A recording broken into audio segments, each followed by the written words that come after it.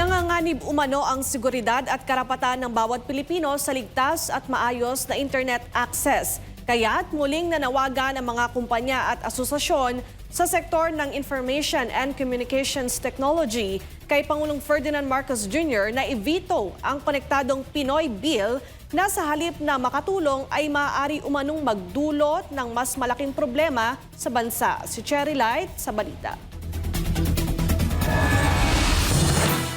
Sa panahong halos lahat ng aspeto ng buhay ay konektado sa internet, mula sa hanap buhay, edukasyon, kalusugan at personal na komunikasyon, hindi biro ang usapin ng digital security at kalidad ng serbisyo. Kaya't mariing kino-question ng mga ICT groups ang isang panukalang maaring magbukas ng pinto sa mga service provider na walang sapat na regulasyon at prangkisa. Layo ng Konektadong Pinoy Act na palawakin ng internet access at digital services sa mga liblib na lugar. Ngunit giit ng grupo, hindi dapat isakripisyo ang regulasyon at seguridad para lamang sa mabilis na pagpapatupad nito.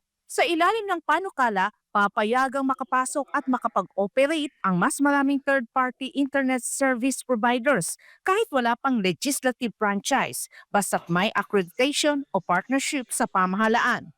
Una ng grupo, posibleng mawala ang tamang regulasyon at higit pa rito, maaaring maapektuhan ang kalidad ng serbisyo at kaligtasan ng publiko kung kulang sa oversight ang pagpapatupad ng batas. Ayon kay Estrelita Neng Juliano Tamano, National Chair ng Federation of International Cable TV and Telecommunications Association of the Philippines o PICTAP, walang sapat na proteksyon ng panukala laban sa cybersecurity threats na maaaring magdulot ng panganib sa data at privacy ng mga mamamayan.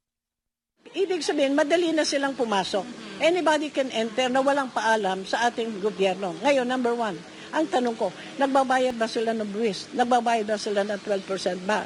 But, paano sila magbabayad kung wala silang regulation? Dagdag pa ni Tamano, hindi rin matitiyak kung may sapat na mekanismo ang gobyerno para bantayan at protektahan ang bansa laban sa mga insidente ng data breach at cyber attack.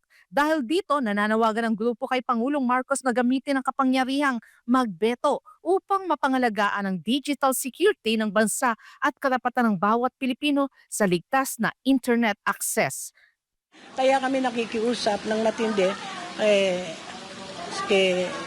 sa ating mahal na Pangulo, President BBM, na kung pwede ibito. Pag-usapan muna, ibito muna niya, and then pag-usapan natin muna, ayusin muna. Hindi yung binibilisan nila. Bakit binibilisan? Ayusin muna. Nananatiling bukas ang grupo sa dialogo, ngunit giit nila, kailangan tiyakin muna ang regulasyon, seguridad at patas na patakaran bago pahintulutan ang mas malawak na operasyon ng telecom provider sa ilalim ng naturang panukala. Para sa Diyos at sa Pilipinas kong mahal, Cherry Light, SMNA News.